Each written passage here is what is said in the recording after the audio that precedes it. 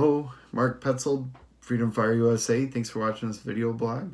This episode is going to be about what it takes to persuade people. Is it okay to use different things like lying and deception to persuade people in politics? So that's what this is about. So thanks for watching, and I hope you enjoy it and share, and I hope you finish watching to the end. We're going to try to keep it short. So basically, over especially going into this presidential administration, basically the concept of 4D chess and being disingenuous to persuade people is deemed to be okay. And you know what?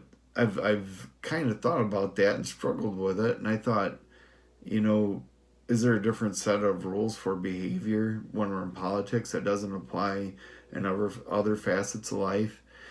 Is it okay to be dishonest?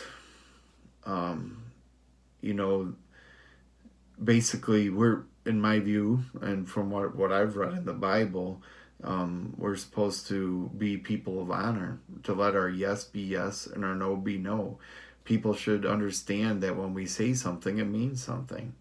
And I think about that, and I think about the effect of our behavior on the next generation as they're watching us, how we're behaving. If we raise them to not lie, and then we say, you know, it's okay to not lie, then that's a problem. Now, usually at this point, the criticism comes to me and says, you know, hey, we don't need to have a pastor for president. You know, we shouldn't have a pastor for president or anything along those lines. And you know, that may be the case. You know, can God use people that are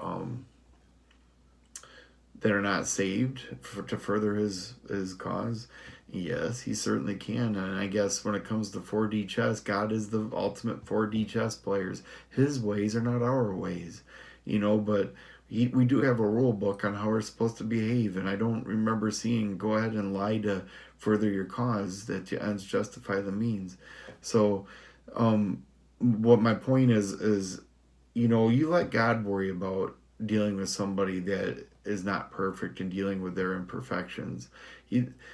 It's one thing to have that happening in our land.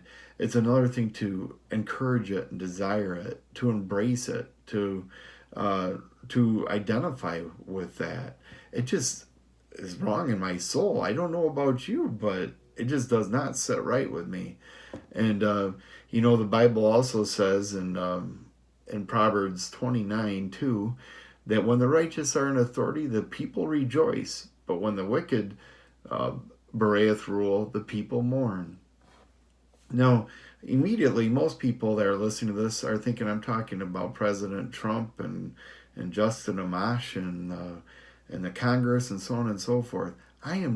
Well, it's part of it. Don't get me wrong, because they are citizens of the United States and they are elected. So I don't discount that. But my focus is to focus on you. People, we are a government of, by, and for the people. Government gets their power from our consent. They are a reflection of us. Ultimately, we are an authority in America. Are we wicked? I'm just asking. Are we righteous? Now, people are saying, okay, Mark, you're self-righteous. What gives you the right to make these comments and so on? Folks, I'm not perfect either.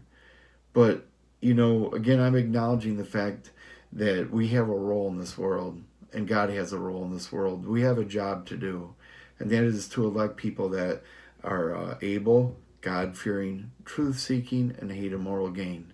That is our job, okay? And if something else happens, then it happens. We pray for them. We speak the truth. We never stop speaking the truth. We don't become liars because it furthers our cause, you know, and we do the best we can. But understand that government is a symptom, okay? It is us that matter, all right? Sure, there's short-term things that come and go, and I'm not saying We don't care about what happens in government. I'm not saying not to do your duty, but my gosh, consider shifting your focus to your fellow man and helping develop one another to become able where we're able to actually self rule a little bit. Can we have civil dialogue instead of yelling and screaming at each other and calling each other traitors? I mean, folks, we're sick. We are sick as a nation. So consider what I'm saying, please. All right? So I hope that some of what I said is compelling, and that you'll will expand on it and consider talking with others about it.